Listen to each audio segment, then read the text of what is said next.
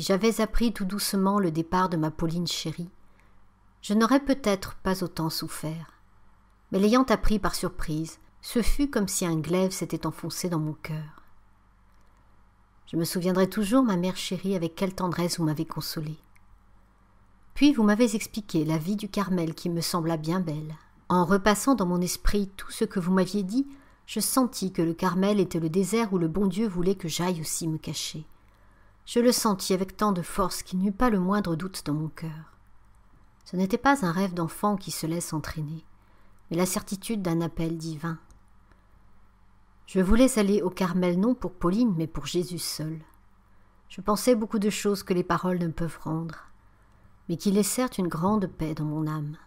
Le lendemain, je confiai mon secret à Pauline, qui, regardant mes désirs comme la volonté du ciel, me dit que bientôt j'irai avec elle voir la mère prieure du Carmel, et qu'il faudrait lui dire ce que le bon Dieu me faisait sentir. Un dimanche fut choisi pour cette solennelle visite. Mon embarras fut grand quand j'appris que Marie G devait rester avec moi, étant encore assez petite pour voir les carmélites. Il fallait cependant que je trouve le moyen de rester seule. Voici ce qui me vint à la pensée. Je dis à Marie, ayant le privilège de voir la mère prieure, il fallait être bien gentille et très polie. Pour cela, nous devions lui confier nos secrets. Donc, chacune à notre tour, il fallait sortir un moment et laisser l'autre toute seule. Marie me crut sur parole et malgré sa répugnance à confier des secrets qu'elle n'avait pas, nous restâmes seules, l'une après l'autre auprès de notre mère. Ayant entendu mes grandes confidences, mère Marie de Gonzague crut à ma vocation, mais elle me dit qu'on ne recevait pas de postulante de 9 ans et qu'il faudrait attendre mes 16 ans. Je me résignai malgré mon vif désir d'entrer le plus tôt possible et de faire ma première communion le jour de la prise d'habit de Pauline. Ce fut ce jour-là que je reçus des compliments pour la seconde fois. Sœur Thérèse de Saint-Augustin étant venue me voir, ne se lassait pas de dire que j'étais gentille. Je ne comptais pas venir au Carmel pour recevoir des louanges. Aussi, après le parloir, je ne cessais de répéter au bon Dieu que c'était pour lui tout seul que je voulais être carmélite.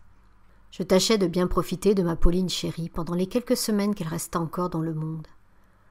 Chaque jour, Céline et moi lui achetions un gâteau et des bonbons, pensant que bientôt elle n'en mangerait plus.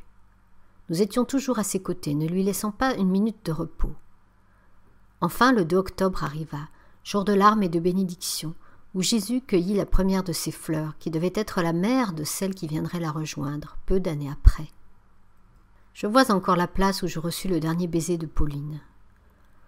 Ensuite, ma tante nous amena toutes à la messe, pendant que papa allait sur la montagne du Carmel, offrir son premier sacrifice.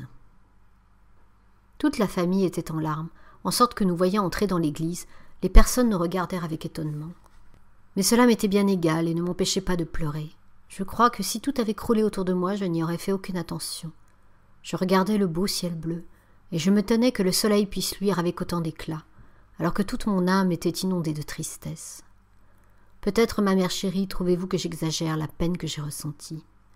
Je me rends bien compte qu'elle n'aurait pas dû être aussi grande, puisque j'avais l'espoir de vous retrouver au Carmel, mais mon âme était loin d'être mûrie. Je devais passer par bien des creusets avant d'atteindre le terme tant désiré. Le 2 octobre était le jour fixé pour la rentrée de l'abbaye. Il me fallut donc y aller, malgré ma tristesse. L'après-midi, ma tante vint nous chercher pour aller au Carmel, et je vis ma Pauline chérie derrière les grilles. Ah, que j'ai souffert de ce parloir au Carmel. Puisque j'écris l'histoire de mon âme, je dois tout dire à ma mère chérie. Et j'avoue que les souffrances qui avaient précédé son entrée ne furent rien en comparaison de celles qui suivirent.